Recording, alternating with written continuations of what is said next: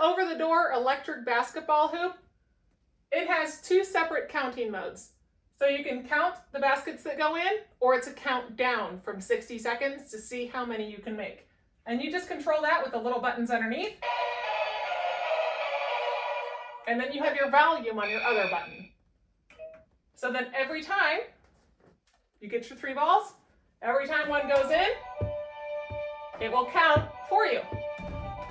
Now on the countdown mode, as soon as you get going, you have 60 seconds to see how many you can make in.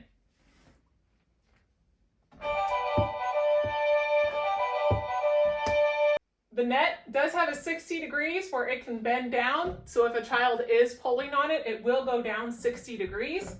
It has a really high quality metal on here, and this is a shatterproof backboard. They have these nice foam pads to protect your door that you actually install on here. It's really nice. It has a suction cup on the back, so it protects the metal on the back of the door too. So you're not getting all scratched up with this basketball hoop. But it's a fun little game for kids, and you get 3 separate basketballs that come with it.